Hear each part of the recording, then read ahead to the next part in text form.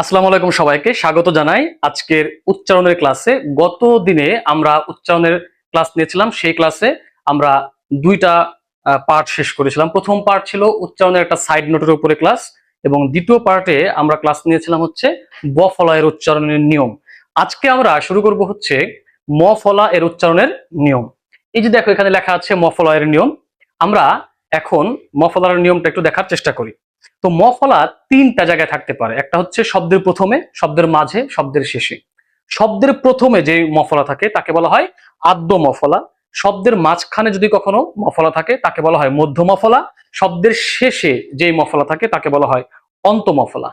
এখন আমরা প্রথমে দেখাচ্ছি আদ্য মফলার নিয়ম। যদি কোনো শব্দে আদ্য মফলা থাকে, অর্থাৎ শব্দের প্রথমে যদি কোনো মফলা থাকে তাকে বলা হয় আদ্য মফলা। তাহলে কি হবে?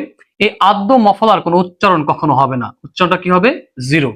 তার মানে আদ্য মফলার কোনো উচ্চারণ আমরা কখনো পাবো না, কোনো উচ্চারণ আমরা দিবও না। কিন্তু আদ্য মফলাটা যার সাথে যুক্ত থাকবে সেই ব্যঞ্জন বর্ণের উচ্চারণটা আমরা পাবো। এই জন্য দিলাম একটা টিক চিহ্ন, এবং তার সাথে একটা চন্দ্রবিন্দু হবে। আদ্য বফলার সাথে আদ্য মফলার এটা একটা সূক্ষ্ম পার্থক্য। আদ্য বফলাতে কোনো চন্দ্রবিন্দু হয় না, কিন্তু আদ্য মফলা উচ্চারণ করার সময় আদ্য মফলার নিজের উচ্চারণ হয় না, কিন্তু আদ্য মফলা যার সাথে যুক্ত থাকে তার উচ্চারণ হয়, এবং তার সাথে একটা চন্দ্রবিন্দু হয়। কেন চন্দ্রবিন্দু হয় এটা আমি একটু পরে দেখাবো। দেখ একটা উদাহরণ, শ্মশান। শ্মশান শব্দের প্রথমে একটা মফলা আছে, এটা হচ্ছে আদ্য মফলা। দেখো এখানে এই আদ্য মফলা কোনো উচ্চারণ হবে না। এই আদ্য মফলা যার সাথে যুক্ত শুধু সেই স্বর উচ্চারণটা হচ্ছে, এবং তার উপর একটা চন্দ্রবিন্দু হবে। এই যে চন্দ্রবিন্দু দিলাম। এরপরে বাদ থাকলো কি? শান। এই যে লিখে ফেললাম শান, শেষে থামতে হয়, তাই সবার নিচে দন্ত ন নিচে হসন্ত। এগুলো হচ্ছে আমাদের শ্মশান। তাহলে শ্মশান উচ্চারণটা কেমন হবে? শ্মশান। শতে একটু নাকে বাজবে, যেহেতু ওখানে চন্দ্রবিন্দু দেয়া আছে। শ্মশান এরকম হবে। এখন আসো 2 নম্বর নিয়ম, মধ্য আর অন্ত মফলার নিয়ম। যদি কোনো শব্দের মাঝখানে বা শেষে মফলা থাকে তার উচ্চারণ কেমন হবে? এই মধ্যর অন্ত মফলার উচ্চারণটাও কি হবে? জিরো হবে। এদেরও কোনো উচ্চারণ নাই, এদের উচ্চারণটা জিরো হবে। কিন্তু এরা যার সাথে যুক্ত তার উচ্চারণটা হবে। শুধু তাই না, সে ডাবল হবে, মানে তার উচ্চারণটা ডাবল হবে, এবং ওই ডাবলের পরেরটার উপরে চন্দ্রবিন্দু হবে। যেমন দেখো, আমি যদি বলি পদ্মজা। পদ্মজা শব্দের মাঝখানে দর সাথে মফলা আছে। এই মফলার কোনো উচ্চারণ হয় না, কিন্তু এই মফলা যার সাথে সেই দ ডাবল হয়। সেই দ কি হয়? ডাবল হয়। এই যে মফলার কারণে এই দ আমরা কি করলাম? ডাবল দিলাম। এখন দেখো, আমাদের সাইড নোটে আমরা দেখিয়েছিলাম, এই যে সাইড নোটে লেখা আছে, কোনো ব্যঞ্জন ডাবল হলে প্রথমটায় হসন্ত দিতে হয় এবং দ্বিতীয়টায় ওকার দিতে হয়। তাহলে এই যে একটা ব্যঞ্জন ডাবল হলো মফলার প্রভাবে, এই দ ডাবল হইলো, প্রথমটায় হসন্ত হবে, দ্বিতীয়টা একটা কি হবে? একটা ওকার হবে। এবং যেহেতু মফলা, তার ডাবলের পরেরটার উপরে চন্দ্রবিন্দু হবে, এই ডাবলের পরেরটার উপরে চন্দ্রবিন্দু হইল। সবার শেষে কি আছে? বর্গীয় জ আকার। এখানে আমি কোনো হসন্ত দিতে পারবো না। কেন? কারণ দেখো সাইড নোটে বলা ছিল, তবে স্বরবর্ণের নিচে কখনো হসন্ত দেয়া যায় না। এই যে এখানে শেষে বর্গীয় জর পরে একটা আকার আছে, আকার মানে তো একটা স্বরবর্ণ, তাই স্বরবর্ণের নিচে আমরা কখনো হসন্ত দিতে পারবো না। কিন্তু শ্মশান, শ্মশান শব্দের শেষে একটা ব্যঞ্জন বর্ণ ছিল, স্বরবর্ণ ছিল না, এই জন্য আমি এখানে একটা হসন্ত দিতে পেরেছিলাম। এখানে আমি কেন হসন্ত দিতে পারবো না? কারণ এটা স্বরবর্ণ, এই জন্য। এখন আসো পরেরটা, পদ্ম। পদ্ম শব্দে এটা হচ্ছে অন্ত মফলা, এটা শব্দের শেষে মফলা। এই অন্ত মফলার কোনো উচ্চারণ হবে না, কিন্তু অন্ত মফলা যার সাথে তার উচ্চারণটা ডাবল হবে। এই যে দ ডাবল হইলো, কোন ব্যঞ্জন ডাবল হইলে প্রথমটায় হসন্ত, পরেরটায় কি হবে? ওকার দিলাম। এবং যেহেতু মফলার উচ্চারণ জিরো হয়ে যাচ্ছে এখানে, তাহলে এই মফলার জন্য এই যেখানে একটা কি হবে? চন্দ্রবিন্দু হবে। ডাবলের পরেরটার উপর একটা কি হয়? চন্দ্রবিন্দু হয়, তাই আমরা এখানে একটা চন্দ্রবিন্দু দিয়ে দিলাম। এ হচ্ছে পদ্মজা আর পদ্ম, অর্থাৎ মধ্য আর অন্ত মফলার উচ্চারণের নিয়ম। এখন আসলে 3 নম্বর, 6টা বর্ণ আছে আমাদের। সেই 6টা বর্ণ হচ্ছে গ, ঙ, ট, ম, ল আর ন। এই যে 6টা বর্ণ আমাদের, এই 6টা বর্ণের সাথে যদি কখনো ম ফলা যুক্ত আকারে বসে বা যুক্ত বর্ণ হয়ে বসে, একমাত্র তখনই ম ফলার উচ্চারণটা পাওয়া যায়। এই জন্য দেখো, আমরা এখানে জিরো না দেখিয়ে দিয়েছি টিক চিহ্ন। এই টিক চিহ্ন মানে হচ্ছে হলো ম ফলার উচ্চারণ পাওয়া যাবে। আর এই যে প্রথম দুইটা দেখো আমি জিরো দিয়েছিলাম, এই জিরোর মানে হচ্ছে ম ফলার উচ্চারণটা এখানে পাওয়া যাবে না, জিরো হবে। এখানে মফলার উচ্চারণ পাওয়া যাবে বলে আমি এখানে টিক চিহ্ন দিলাম। কেমন? যেমন দেখো, এখানে গড় সাথে মফলা যুক্ত হয়ে একটা শব্দ গঠিত হয়েছে, শব্দটা হচ্ছে বাগ্মী। এই বাগ্মী শব্দে গড় সাথে মফলা যুক্ত হওয়ার কারণে এই গড় উচ্চারণ হবে, এই মফলার উচ্চারণ হবে। এখানে মফলার উচ্চারণ কখনোই জিরো হবে না, কারণ গড় সাথে মফলা যুক্ত হলে কখনো মফলার উচ্চারণ জিরো হয় না, সবসময় মফলার উচ্চারণটা ঠিক চিহ্ন হয়, পাওয়া যায়। এই জন্য কি হবে, বাগ মি, এই গড় উচ্চারণ হবে, মর উচ্চারণ হবে। এই যে গ আর ম যেটা যুক্ত বর্ণ, যুক্ত বর্ণ দেখলে আমাদের নিয়ম হচ্ছে তাকে আমরা সবসময় ভেঙে লিখবো। এই যে গ আর ম কে আমরা আলাদা করে ভেঙে লিখলাম, এই যে গ, এই যে ম, ভাঙলাম। কোন যুক্ত বর্ণকে ভাঙলে প্রথমটা হসন্ত দিতে হয়, পরেরটাতে ওকার দিতে হয়। তাহলে এই যে গ আর ম যুক্ত বর্ণকে ভেঙে আমরা গ আর ম পেলাম, প্রথমটায় হসন্ত হবে, পরেরটায় ওকার হওয়ার কথা। কিন্তু এই যুক্ত বর্ণের সাথে একটা দীর্ঘইকার আছে না, যেহেতু অন্য একটা কার আছে, তাই এখানে আর দীর্ঘইকার দেওয়ার কোনো উপায় নাই, আমাকে এই কারটা দিতে হবে। তাহলে এই কারটা আমি দিব। কিন্তু দেখো আমরা সাইড নোটে বলেছিলাম 1 নম্বরে, কোন শব্দে দীর্ঘই থাকলে সেটা হ্রস্বইকার হয়ে যাবে। তাহলে এই বাগ্মির যে দীর্ঘইকারটা, এই দীর্ঘইকারটা হ্রস্বইকার হয়ে এই পরের ব্যঞ্জনের সাথে এইভাবে বসবে। এতে হয়ে গেল বাগ্মি। এই বাগ্মি শব্দের অর্থ কি? বাগ্মি শব্দের অর্থটা হচ্ছে সুবক্তা। অর্থাৎ যদি কোনো মানুষ খুব ভালো বক্তব্য রাখতে পারে, তখন তাকে বলা হয় বাগ্মী ব্যক্তি। এরপর আসো পরেরটা, বাংময়। বাংময় মানে হচ্ছে কোনো কিছু প্রকাশ করা, মনের কোনো একান্ত অনুভূতি, আবেগ, এইগুলো যখন আমরা প্রকাশ করি এটাকে বলা হয় বাংময় করা বা বাংময় হওয়া।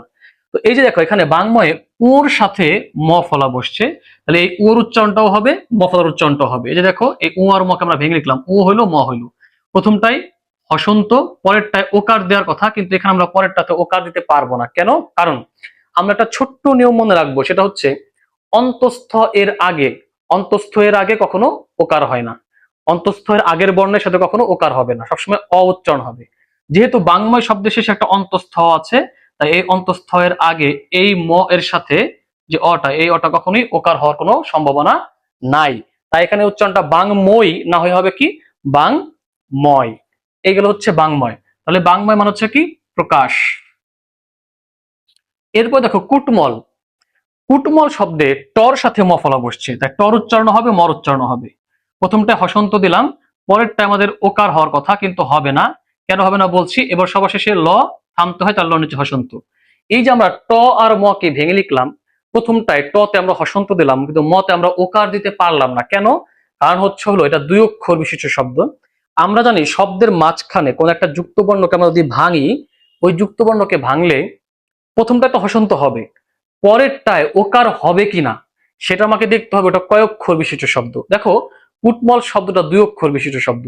2 অক্ষর বিশিষ্ট শব্দের যুক্তবর্ণকে ভাঙলে, মাঝখানে কোনো যুক্তবর্ণকে ভাঙলে দ্বিতীয়টায় ওকার হয় না। যেমন কুট মল 2 অক্ষর, 2 অক্ষর হওয়ার কারণে এখানে মর সাথে ওকার হইল না। কিন্তু 2 অক্ষরের বেশি যদি হইতো, তাহলে কিন্তু এখানে ঠিকই ওকার হইতো। যেমন দেখো আমি যদি একটা শব্দ বলি অন্তর, অন্তর 2 অক্ষর, 2 অক্ষর বলে এখানে অন্তর হবে, যে তর সাথে কোনো ওকার উচ্চারণ হবে না, তর অটা অয় থাকবে, ওকার হবে না, অন্তর। কিন্তু আমি যদি বলি অন্তরা, দেখো অন্তরা শব্দের 3টা অক্ষর, মানে 2টার বেশি অক্ষর আছে, অন্তরা।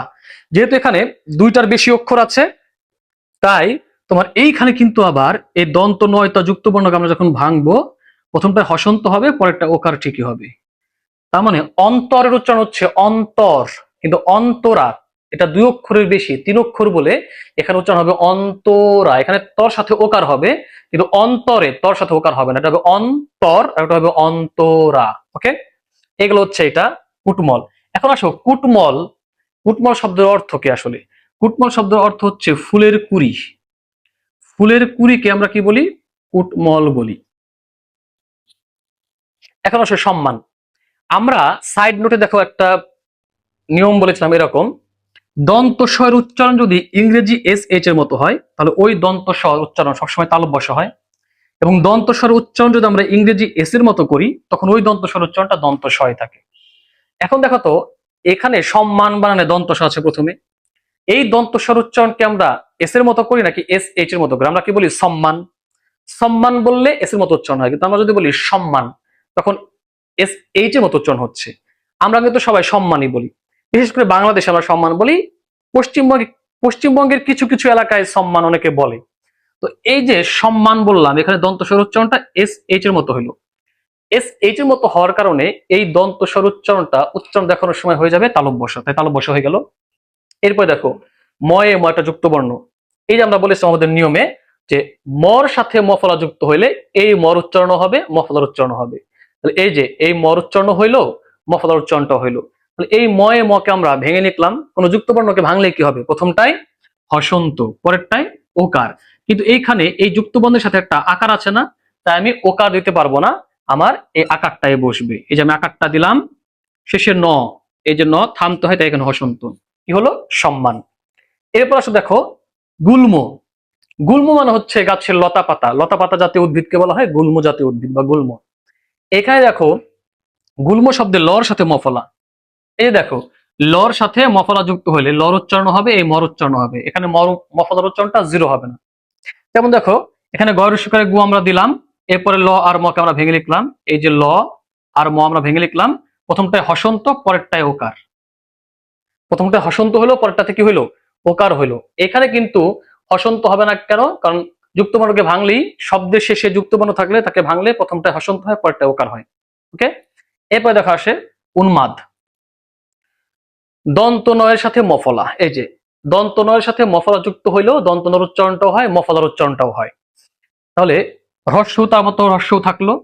এই যে ন আর মকে ভেঙে লিখবো, এই যে ন আর মকে ভেঙে লিখলাম, প্রথমটায় হসন্ত, পরেরটায় ওকার হওয়ার কথা, কিন্তু দেখো এখানে একটা আকার আছে যুক্ত বর্ণের সাথে, তাই ওকার না হয়ে ওই আকারটাই হইলো। শেষে আছে কি দ, এই যে দিলাম দ, থামতে হয়, তাই সবার নিচে কি হবে? হসন্ত হয়ে গেল উন্মাদ। ওকে, এই হচ্ছে আমাদের মফলার নিয়ম। আশা করি এই সূত্রগুলো, এই তিনটা নিয়ম তুমি যদি জানো, বা এই তিনটা সূত্র তুমি যদি জানো, তাহলে এই সূত্রগুলো অ্যাপ্লাই করে মফলাযুক্ত অনেক শব্দ তুমি সঠিক উচ্চারণ করতে পারবে, এবং পরীক্ষার খাতায় উচ্চারণ যখন আসবে তুমি সুন্দর করে লিখেও দিয়ে আসতে পারবে।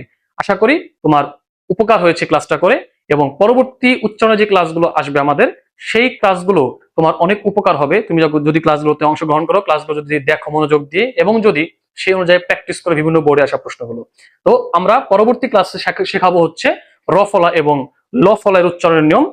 তো সেই পর্যন্ত সবার জন্য শুভকামনা। ধন্যবাদ সবাইকে।